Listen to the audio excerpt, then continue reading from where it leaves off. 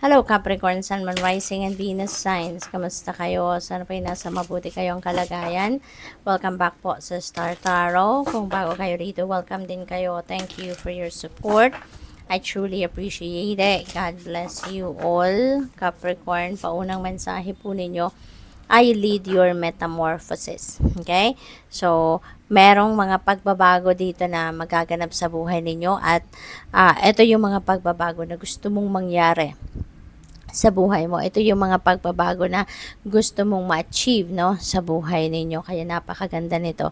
Kasi you are going to start, no, changing your life. No, depende sa inyong sitwasyon. Pwedeng sa relationship, pwedeng sa pag-ibig ninyo yan, pwedeng dynamic sa pamilya, pwedeng sa trabaho, pwedeng career shift, or kung ano pa man, no? But whatever this is, no, you are going to start, kumbaga, no, changing the course of your life sa ngayon.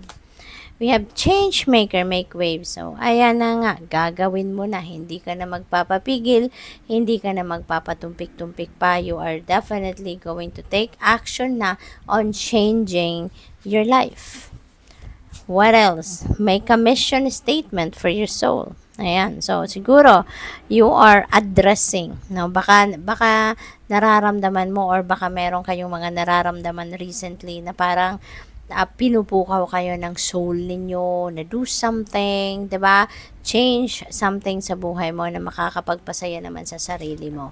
Kaya maaring yung mga pagbabagong ito is something that is going to make your soul sing. That will make your soul happy, no? So maaring nare-realize mo na, no? Lately na kailangan mo nang baguhin ang mga bagay-bagay kasi baka ang ginagawa ninyo in the past, puro kayo prioritizing ibang tao. Maybe you are prioritizing the happiness of other people.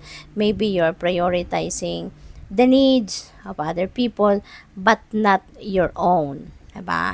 Baka ninineglect mo yung sarili mong pangangailangan, kaya yung soul mo parang nakasimangot na, or malungkot na, nakalaylay na yung mga mata. Alam mo yun, yung malungkot. So, it's good sa ngayon that you are going to change, no, the course of your life. And maybe kung ano man ang mga gagawin mong pagbabago dyan, dyan ang makakapagpangiti ng soul ninyo. Kaya, good luck sa iyo dyan. We have prosperity's sisters or happiness and joy. Wow, napakaganda. So, maaaring meron ditong paparating na prosperity na banda sa buhay ninyo. At, you're going to be very happy and joyful with that blessing na paparating. Kaya, good luck! So, what else? Finally, siguro, no, magiging masayang-masaya ka na kasi makakaluwag ka na sa pera, magkakaroon ka na ng financial breakthrough, yung ganon. We have 10 of Cups. Ayan. So, si 10 of Cups is happy family, Capricorn. Magiging masayang-masaya ang inyong pamilya. Maybe because of the blessings, no? Blessings na makakamit ninyo or matatanggap ninyo. Kasi, maaari, no, Capricorn, na meron kayong mga biyayang makakamit sa ngayon, matatanggap sa ngayon, na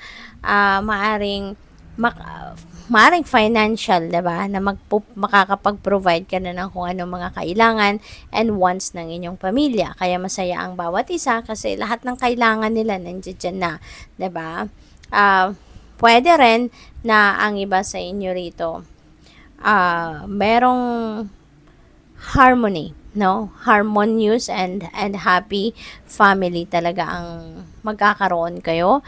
Magkakabati na kung meron mang hindi pagkakaintindihan, meron mang tampuhan, meron mang away, or merong hindi pagkakaintindihan ng kung sino man sa inyong pamilya, maaari ngayon magkakabati-bati na din sila. No? Maybe this is the time that you are going to patch up kung ano man ang mga rough patch na pinagdadaanan ng iba sa inyo sa ngayon. For others of you, baka may reunion ng pamilya. Maybe you are going to spend time or spend quality time with your family, no, at this time. Kaya good luck sa iyo. We have King of Swords. Ayan. So, maaari ang iba sa inyo rito, baka kayo ay isang boss sa trabaho, maaaring ikaw isang manager, supervisor sa trabaho ninyo, maaaring ganon. Or, pwedeng you need, no, the advice of your boss or kung sino man ang siguro nasa this could be a professional na pwedeng lapitan ninyo, because maybe you need some advice. Makakailangan mo ng professional opinion or professional advice of someone, kaya meron kang lalapitan sa kanila sa ngayon, no? What else? We have 9 of Swords. Ayan. So, 9 of Swords, worrying something. Maybe, meron kayong pinoproblema rito. No? Maaring related yan sa pera. Baka meron kayong pinoproblema regarding financial matters siguro. And baka kailangan mo ngayon ng advice. Kaya kayo maaring lumapit sa isang professional na may expertise sa pagdating siguro sa pagmamanage ng pera, mga ganon.